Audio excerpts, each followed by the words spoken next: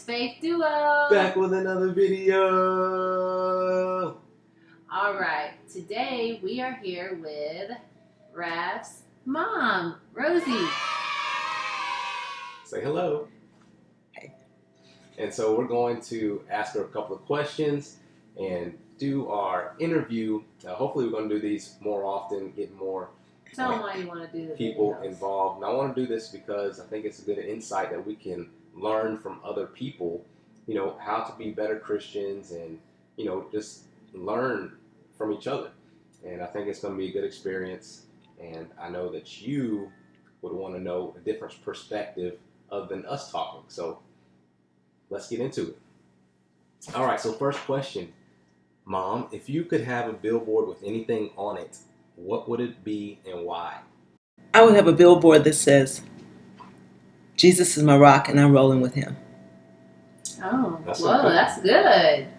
That's kind of catchy too. Yeah. So why? I guess because sometimes people ask, how are you doing today? And I'll say partly cloudy or I'm doing okay. But I know I have Jesus in me and I need to exalt him and acknowledge him. So what better way than to say Jesus is my rock?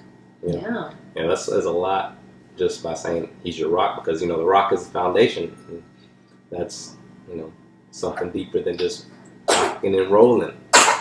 That's true. He'll keep you from tripping. Good. All right. What's something people seem to misunderstand about Christians? What would you think? I've noticed that they almost think Christians think they're perfect. But we're not perfect. Yeah. We're people, like everybody else. And we're sinners, like Christ says.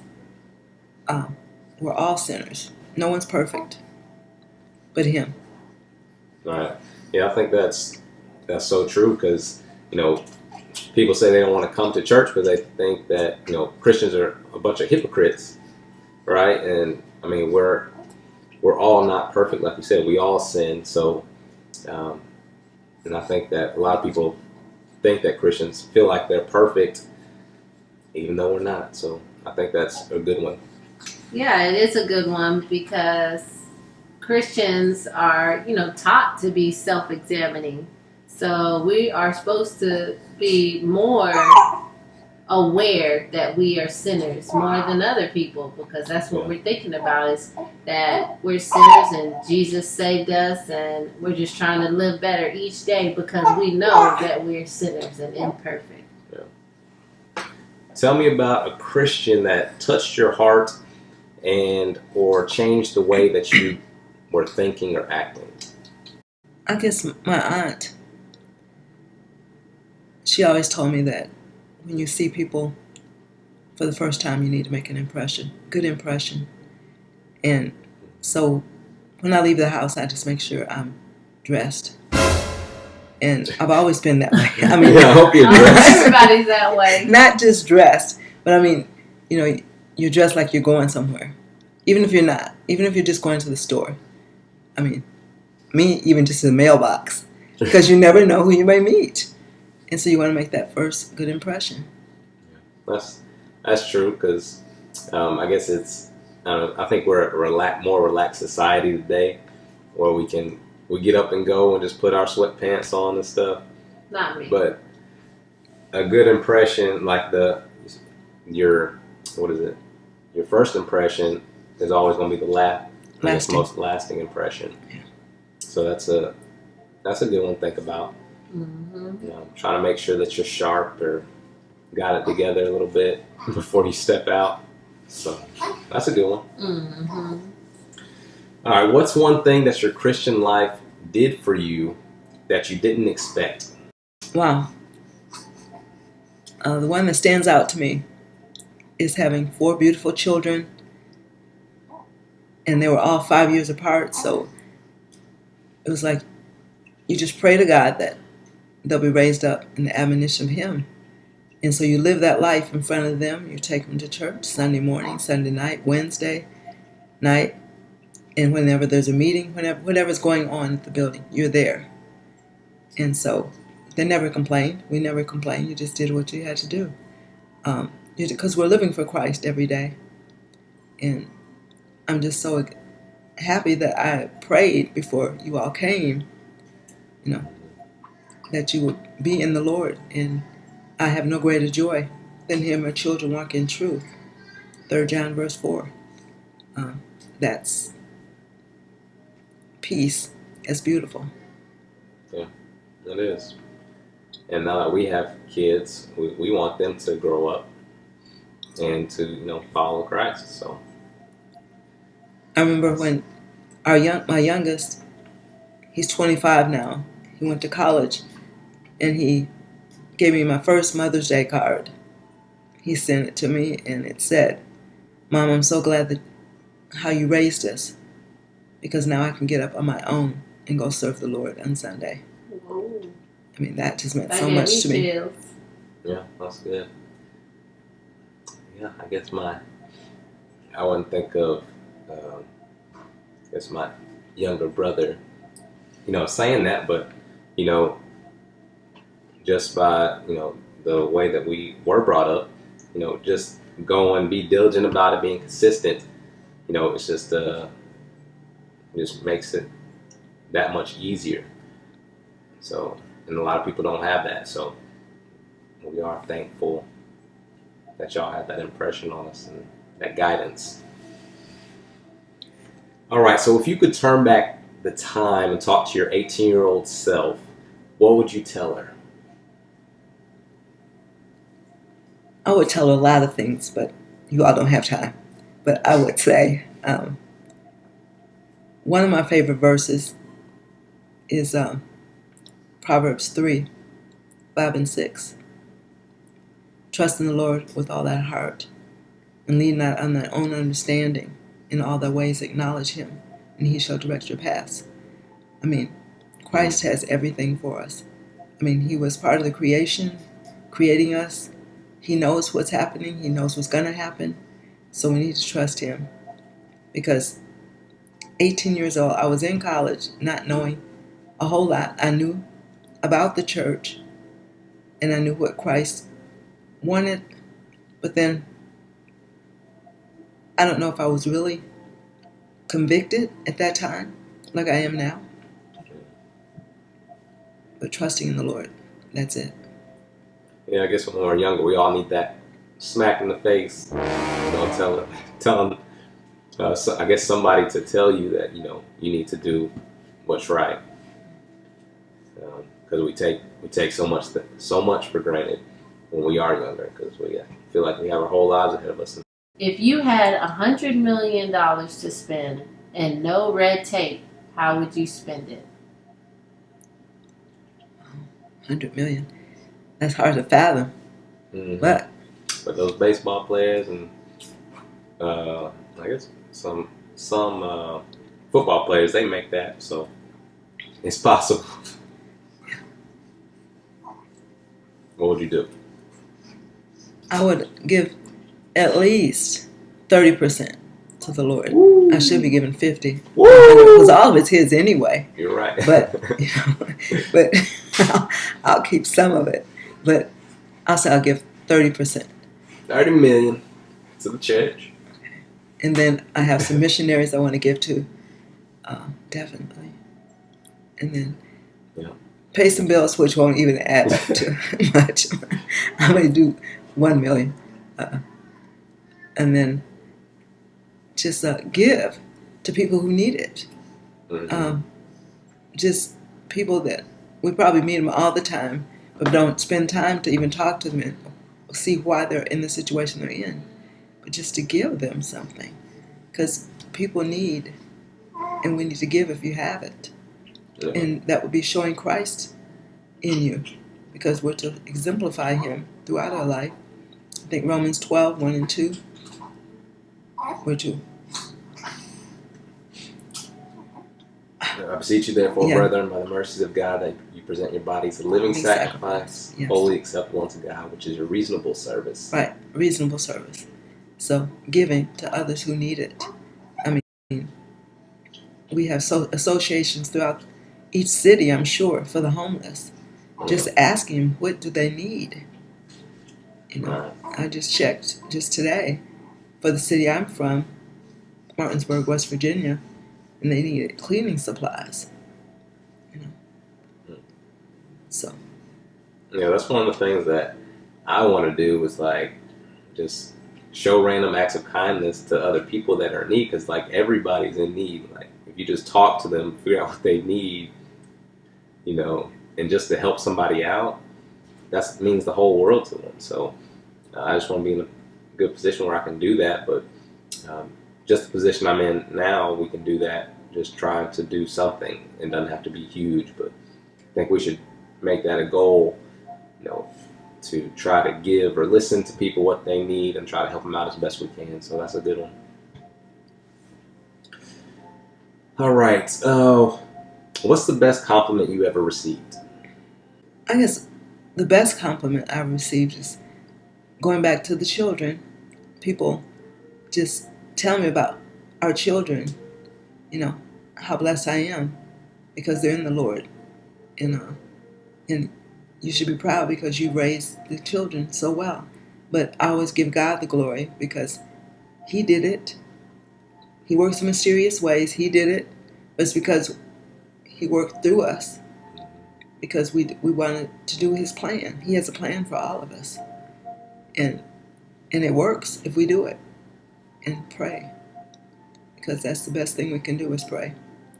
Yeah. Because if we sincerely want it and do His will, He usually answers our prayers favorably. And that's as favorable as you can get. Yeah. That's Wow. good.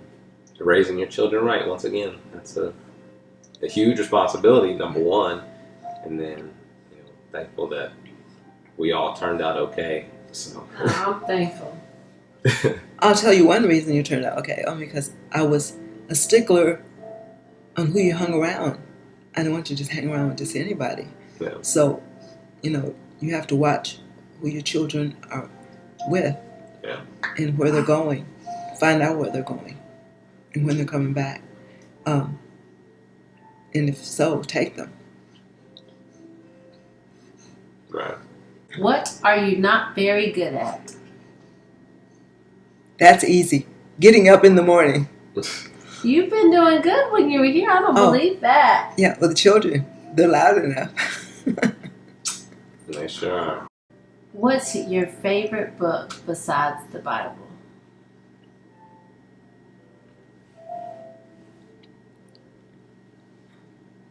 I have a lot of good self-help books, but my favorite is one I just found at your house. Praying for your husband. Wow, that's really deep because some husbands need a lot of work, and God is the only one that can do it.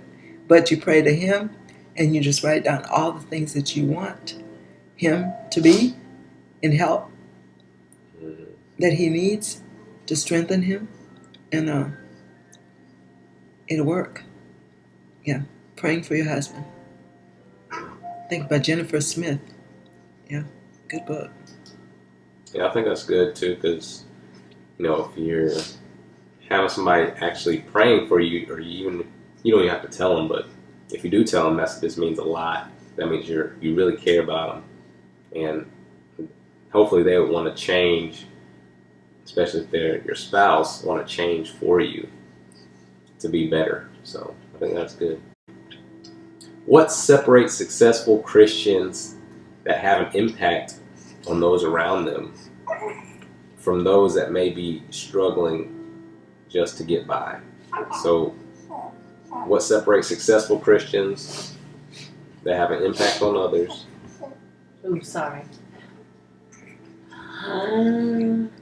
I think it's just to inspire other Christians to want to do better in their life.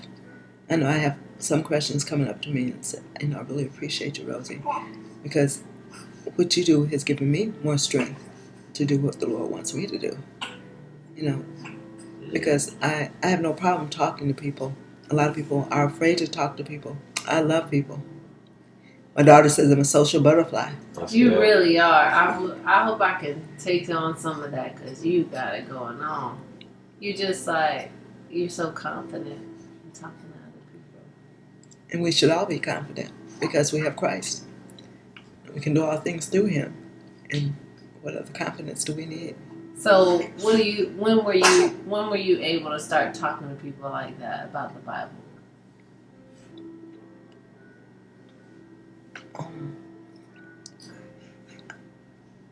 I guess after reading and studying, you have to read His Word and study, and He gives you the strength. But what, do like that. age and, when did you get started, like where you felt confident?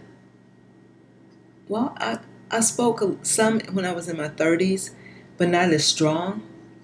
But I guess each decade I get stronger. That's And good. when you're 50, you pretty much got it. And 60, you know. And then, I won't go beyond that because I don't want y'all to know how old I am. But anyway, He gives you the confidence. So what would you say some like steps are for somebody to get confident? So just to kind of help somebody out, how could they go about getting that confidence to telling others about Christ or how important other people's souls are? Well, you could start with, if you don't want to start reading the Bible, you can start learning the books of the Bible, get strong that way, and then you'll know where to go in the books of the Bible. You can even Google, because they'll know what subjects are. Matthew, life of Christ, in Matthew, Mark, Luke, and John, the gospel, Acts, the church. That's when it's first started, in Acts. So it's getting in the Word, because the Word is powerful. It's sharper than any two-edged sword. So the Word is it. So study. Study. And when you get into studying, sometimes you could spend 2 and 3 hours. And then sometimes you don't have that time, but make that time. Get up earlier if you have to. Or if you don't have a job to go to, read as long as you want. And then right before you have to have dinner done, stop what you have to do and get dinner done. Because God will bless you with whatever you need. And He gives us the time, which is a gift. It's a gift because our life is fleeting. It's like a vapor. Yeah. Wow. I guess sometimes myself, I get like, nervous that person doesn't want to hear it, like I'm bothering them. How do you get past that? Well, I guess you have to see what kind of person you're talking to. I mean, God wants us to test the soils, see which soil is rocky or sand, solid. You know which ones are solid when they start talking to you, and then they want to hear more. And you ask them, would you like a Bible study with me? And they'll say, sure. It's awesome. And then you can go from there. And then you can pick a subject, or you can have them pick the subject, or you can give them a track, whatever you want to do. But it's so important since these days are fleeting and Jesus is coming back and we don't know when. I mean, the Christian age started when He died on the cross. So 2020, wow, we've got to get the word out there. So basically, just spread the word. Don't care about their feelings. Yeah. That's true, pretty much. You just gotta scatter the seed. That's it. Some's gonna receive it, some's not. Right, exactly. And some may hear it, and you're not even talking to them. But you can leave a track in the bathroom, at the desk. You can leave them anywhere. Spreading the seed right there. Yeah. So if you're scared to talk to somebody, just leave tracks in random places. Yes. And I think that'll help you build confidence to hand it to people then, and then talk about it to people. So I think that's good. Yeah, I did that first. Hand some tracks out. Yeah. Leaving the restrooms, restaurants, at the entryway, wherever, and then go from there and then start passing them out. That's good advice. So leave them in random places. Yeah. I like that. Because I do remember when we would go to a restaurant or something, or even just in a drive-through, you would hand somebody a tract and say, you know, your soul's important or something. You'll just say something and hand them a tract. And I think that was a good thing. I know it left an impression on me, so I remember it from all these years. So handing out tracts is a good, tangible, practical advice. Well, that's all the questions we have for you. Thank you for coming on here. You've given us a lot of information to think about, and hopefully others. You're welcome. You're welcome. We appreciate you. Thanks for being my mom. And thank God. All it's right. a pleasure. Thank you. All right, that's all we have. We appreciate y'all listening. Hope you're having a good year. Yes, hope you're having a great year. Random, sorry. A marvelous year. Well, hopefully you took something from this interview. Hopefully you did. I know I did. Me too. And it was very insightful and inspiring. And hopefully we'll bring you some more. We will bring you some more of these. Like this video if you think it's a great idea. And if you have any suggestions or questions that we should ask next time, definitely leave those in the comments below. We appreciate you. We love you. Be the light.